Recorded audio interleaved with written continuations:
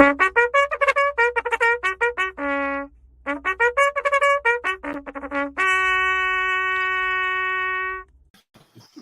so good. Oh, hello. I feel like you really got to come in after the trumpet. Like, you can't just, like, show up. It's got to be like, bang. There's some kind of call to action that's coming after that. I mean, it is race day, man. And they're off. It's very, very cool. Welcome to Tuesday morning, my son. Good morning, Nudelberg. Daily Huddle. Good morning, huddlers. Good morning to the LinkedIn community. Good morning, gentlemen. It's great to be here on a fantastic Tuesday. It's Tenacious Tuesday. Some great stuff to talk about, and just glad to share the energy with you this morning. So yesterday was one of those days where I just embraced the prospecting, man. I was just in it, all over it, nailed some stuff for just it was all over it. I was touching like, you know, and it's really cool when you get in that groove, which you learn to embrace. Yep. You just keep it coming. So it was a phenomenal day. Thank you to everybody that I was in touch with, everybody I had conversations with. I had, real validation. And I had this in a coaching call with Andy Smith, who I love. Andy Smith is actually coming in from Georgia to come to the Friday event. So good for him. He's bringing his wife. We have not met. We are awesome. Only LinkedIn buddies. So he's coming. But, we talked about, I said to him, you just never know when the work shows back up. Right. When you're an athlete, you do the work, you practice. You don't go, okay, I'm ready for that moment. That moment hits you and you're ready. You're prepared. You've done the work. So years ago, I did work for Worldwide Express. It was great work. I did an event in Vegas for them, which doing an event in Vegas is not an easy thing to do. Just for shits and giggles. We went out to dinner night. These people knew how to party, man. They were all, they hired Division III athletes, so it was great. And then I was the opener for their the keynote in the morning. Well, she remembered me. She's now with Uber Freight. She said, you know what? We've had other trainers in here. I won't mention the names of two, but they are well-known names. And she said, we got nothing out of it. We are ready. She says, we're sitting in a management meeting. And I said, there's one guy who could do this. Nudelberg. Yes. She said, I remember your energy. I remember your content. And Shay looked it up for me. It was 2018 when I was there. And I was telling them LinkedIn and virtual. And she said to her peers, this guy was way ahead of the curve. Let's see what he's doing now. So I just feel great. It's awesome. Yeah. I mean, when you see the work that's been done prior and you get a chance to reconnect with people, you see the mark you left on people. It's and that I think is part of the prospecting, right? It's like you lay that groundwork, and it's part of the book in neutrality is, you only have today. It's not like, and this is what Nick Saban has done such a great job of at Bama, is they're not thinking about the championship. They're not thinking about the conference championship. They're not thinking about playing the game. They're thinking about winning the day. So what does that daily activity look like in order to win the day? And that's what my post was about this morning. I was like, there's no choice.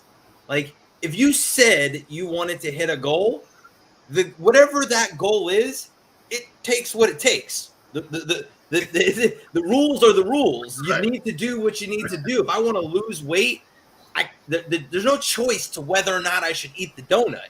You can't eat the donut.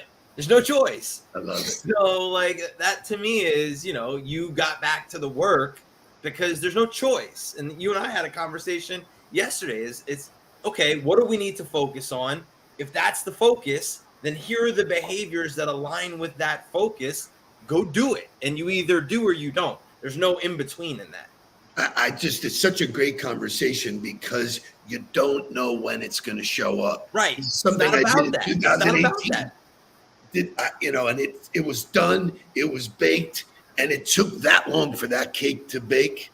Right. But I put that seed out there, I did it, and it came back, and there's just such validation in it. And then to hear her say, this is what we need you. And I have not spoken to her since 2018. She sees me a little bit on LinkedIn, but she's not real active. So anyway, so all I tell people is, and I told Andy this, and it's just, you just do it because that's what you need to do. Right. Not because there's a reward, not because it's just, this is what work. it is. That's the defined work. Is what you are, it's what you need to do. And then it's the 1% better mentality, right? Like all that is focusing on that day and saying, did I do the work or did I not do the work? Because if I did the work, I don't know when it's going to show up. And I don't even know if it's actually going to bring success. But I know that if I don't do it, I don't even have the opportunity. There's no chance for it. It's impossible. So laying the bricks, baby. Laying the bricks for a foundation. Wake up. I guess we need time for the wake up music. Let's get to some wake up music. We can talk about this all day long. Let's go. Listen, I'm fired up. Let's go. Wake up, everybody. Get up. Get up. Get up. Get up. Wake up. Come on. Come on. Wake up, everybody. Teach a new way. Maybe then they'll listen what you have to say. Wake up, everybody. No more sleeping in bed. No more about to thinking. Time for thinking ahead. Come on now.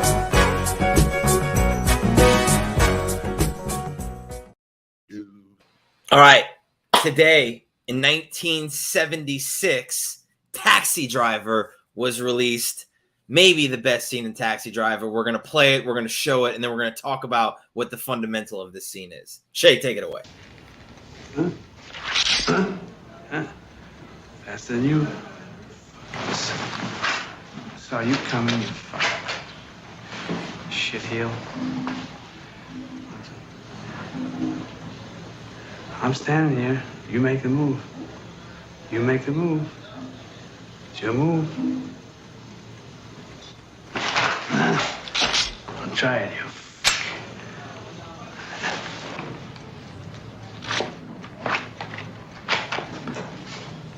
You talking to me? You talking to me? You talking to me? Well, then who the hell else are you talking? You talking to me? Well, I'm the only one here. Who the fuck do you think you're talking to? Oh, yeah? Huh? Okay. Huh? I just lost a pint of blood, man. Jesus Christ, man. So he's in the mirror. He's right? chilling, man. He's chilling. He's in the mirror and he's talking to the mirror. This is something that is so important. We talk about all the different ways to mentally condition. And the fun part about reading Getting to Neutral right now is that I get to read his perspective on something that happened to me. He's talking about working with Jimbo Fisher and the Florida State football team and what it was like in those early days.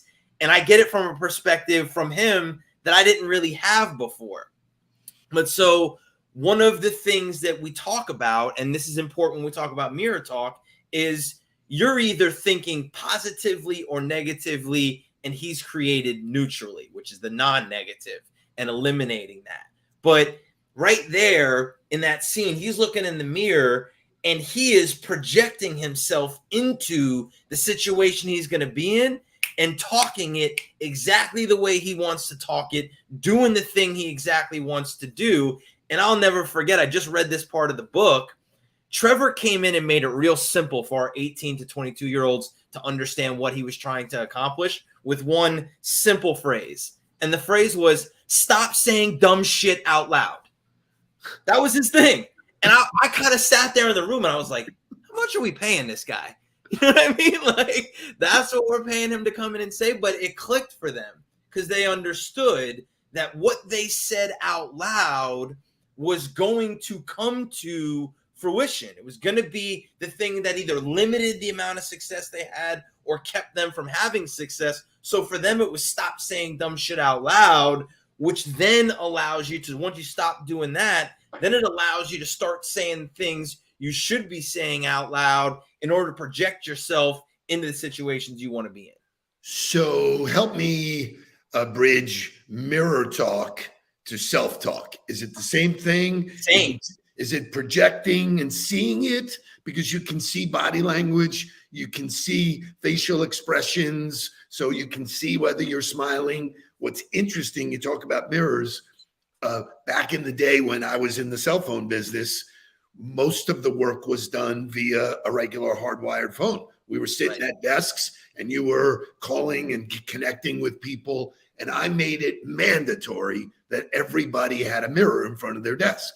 And they were like, what are you crazy? I went to like Kmart and I bought all these mirrored squares. And I said, everybody's got to put this up in every office. And they go, okay, what's the backdrop? What are you trying to do? I said, when you can watch yourself while you're on the phone, you're not going to be laid back. You're not going to have your feet up on the desk. You're not going to be multitasking. Boom, you're going to be fully visible. You're going to see your expression. Oh, I had no idea that Zoom would be the next thing. Zoom is the mirror, man. Zoom is the mirror of your life, how you show up. And Vidyard. So this is where I had to coach one of my new leaders yesterday because they were practicing sending a video to their team. They sent it to me for review. And I'm celebrating her because she's stepping into a new territory and doing a new thing. So I'm like, hey, this is great job. Here's the feedback. And part of that feedback was watch it again. Watch the video and you tell yourself, what does it make you feel? What do I see? As I watch myself deliver the message, what am I feeling? Am I getting them to feel the thing I want them to feel? That is the mirror talk. Am I transferring the information and the emotion the way I want it to be done so that it sticks, so that it gets understood, so that it moves somebody? All of the different reasons we communicate, you get the opportunity to do that in video. I don't ever just hit send after I create a video. I watch it. Did it do what I wanted it to do? I'm not looking for it to be perfect, but does it check the box for me to do what I want it to do? And then I send it. So that's interesting because you and I never really talked about this. I don't. Right. I know. Like, you just send it. No, I know you do. Videos. I'm like real time, bam, bam, bam, bam, here, and then there's always that moment where, did I call them the wrong name? Like, oh shit. So but the whole idea of this mirror talk, by the way, there is a functionality that you start with the mirror in the morning. Your mirror is your competitor. You've heard Goggins and all these people. And what I love about the stuff I feed myself in the morning is that, like Goggins said, listen, this is not fucking brain surgery. This is, you've heard it all over the place. Get up, right? Don't look at your phone. Get up, fight the demon, which is you. Don't hit the snooze button. Get after it. Get in the mirror and say, I got this. I'm going for a run. No surprise. I ran this morning for the first time in months. I have had a block about running. I'm working out, I'm boxing, I'm doing, but there's no substitute for just running. The pure, release that happens. No joke. I'm completely, watch out, man. I'm jumping right through the screen. But so I think there's a point to be made there that you got to constantly put the work in mentally. And this is a takeaway, and this is why mirror talk is important, because just because you feel confident today or you feel good today doesn't mean that because you did it today, it's going to feel good tomorrow and it's going to feel good a week from now. Mental conditioning, just like physical conditioning, is not a destination. It is a daily practice. It is constant work to be doing the activities, the mirror talk, the daily affirmations, the reminding yourself that what's happened previously does not affect the future. The only thing that affects the future is what happens now. That's all work that has to be done every single day, because just because your mind is good today doesn't mean it's going to be good tomorrow. And, I say this a lot in my presentations, but I have my own say-do ratio. If I said, like this morning, I said I would run. Normally Tuesday mornings is my day in the gym and it's a whole set of weights and boxing and whatever. But I said, no, I am going to run this morning. And so doing what you say to others and to yourself, when you keep that checklist, it's the number one way to be accountable. I said I would do this. It doesn't get any more simple. And if you continue to let yourself down, that becomes the habit that drives your, the results of your life. So, I don't know what's going to happen today and never do, but what can I control is all the shit I put in my brain this morning, all the stuff that's happened prior to getting on the field. And the results are inbound. You get a haymaker like yesterday. That was like, fuck, it works, man. I love it. We're going to go to motivational morning music, which actually isn't going to have anything to do with the show because I'm going to skip the first huddle headline and go right to the next one. So give me some morning motivation music. It's a great song. Jake did a great job with the pick, but then we're going to the second headline. Why? I like the first one. The first one is great. We'll start there then. We'll start. Anything you like, but you can't touch the merchandise. She'll give you every penny's worth, but it will cost you $1 first. You can step outside your little world. You can talk to a pretty girl. She's everything you dream about. Don't fall in love. She's a beauty. One in a million girls. Where would I lie? Now where would I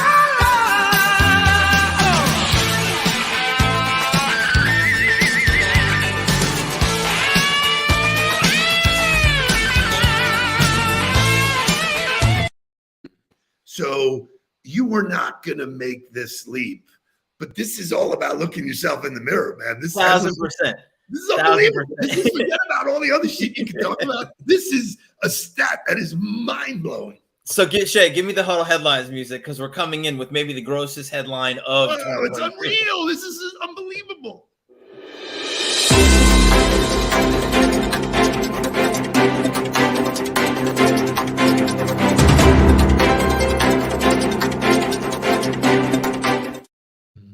So that the headline is less deodorant, fewer showers, no makeup, the 9 extra minutes some Americans sneak by working remote. And it goes on to talk about the fact that basically there's a large percentage of people that have stopped showering and grooming themselves because they work from home. So because they're not going into the office, they're not showering, they're not shaving, they're not putting on makeup, they're not. And look, like, I'm not saying you got to get done up and throw on a 3-piece suit to work from the house, but what are we talking about here, guys? Like, Okay, so wait a minute. So one of the stats here said, and this is I'll quote it: 95% of the people still brush their teeth. correct. What are the other 5% doing, man? Like, you don't brush your teeth? I mean, that's like, I think that should have been a given. You wake up and you want to get that funk out of your mouth. I don't get it, man. Only 82% wear deodorant and only 73% bathe or shower when working from home, as opposed to the 85% that from, like, there's 15% of people that are going to the office without taking a shower. Shit. You know what? You want one of the keys to success to moving up the ladder is be clear. Take a shower. Hey, what the hell is going on out here, man? So D. Robinson talks about it, make the bed, small wins. Like, I'm a firm believer that how you feel directly correlates to what you do, how you interact, how you show up. So just because you're here in front of a screen doesn't mean that you should stop doing all of the preparation to get yourself ready to execute, which is just taking a shower. So this is a classic takeaway. I don't shower for you. I shower for me. Right. I do all of that for me. My morning routine makes me better. Everything I do, get up, drink something green, make my bed, do all of the exercising, put good shit in my head, read, write, be grateful. That makes me better. I'm not sacrificing that because of what environment I'm going into next. Those are all preparations for me. So what's the rationale where someone says, I'm just going to go right into my pajamas? Oh, by the way, these are the same momos that are sitting next to me on a plane. They don't shower. They don't do they just come with the fucking rollers. And it's like. So I believe that is insight into how they perform in everything they do. My opinion is that you're willing to cut a corner and you're willing to not pay attention to the details that matter. Look, there's tons of details. You can't pay attention to everything all the time, but you got to know the details that matter. And if you're willing to let those go, guaranteed the next thing that comes right behind that is your performance and anything that you're trying to accomplish right after. Listen, I love watching Dion do what he's doing. He comes out with all these gems. There was a new one that he blasted out yesterday. He's so great. I'm excited that we're going to get the chance to meet him because of our Aflac relationship. You may know him from another life. I only remember being at an all-star game in Atlanta. And I'm sorry, at an event in Miami. It was, I think, one of Zoe's events. And when I walked up to the Intercontinental Hotel, some car was going, "You're too close to the car." And it turned out everybody said it was Dion's car. But Dion says this: when you feel good, you play good. And when you play good, you get paid good. So, yeah. But to me, taking a shower is refreshing. It's washing off the night before. It's to me, it's unfathomable. Like, if I know somebody like this, please stop being friends with me. or let us help you change your mindset on paying attention to the details and doing the little things that you need to do in order to set yourself up for success. So Henry Paisano's here. Henry, for years, was the best dressed dude on the planet, whether it was Moderano's or at Hard Rock. He stood out, man. You just knew. So I imagine that Henry gets out of bed, makes himself an espresso, and is fully decked to the nines. So, Eddie Dykes, I love it. Absolutely should be an interview question now, right? Do you take showers before you come into work? So will HR jump on that as an infringement of their I don't know, man. Rights? Hygiene and cleanliness are like a standard at work now. Jeez, so mundo, it's like fantastic show. Oh, great. Great stuff. Pay attention to the details. Understand how mirror talk affects your mindset. Understand how taking a shower and doing the little things in preparation for your day make the biggest difference. So, Mark, who's your biggest competitor? Myself. Every single day. Where do you see yourself? In the mirror. Every single day, baby. Every day. I love that. So let's go. If you haven't given to the cause yet, make sure you scan that QR code. Give 50, 100, 150, whatever you can do to help American Heart. Let's keep raising funds. We're doing a great job. There's a picture of the beautiful gift. There's the QR code. Let's get it done. Let's do something special for these people at American Heart. Have a terrific Tuesday. Let's get down to business. Please don't worry about me. I'm about to let my heart speak. My friends keep telling me to leave this. So let's get down to business. Let's get down to business. Give you one more night to get this.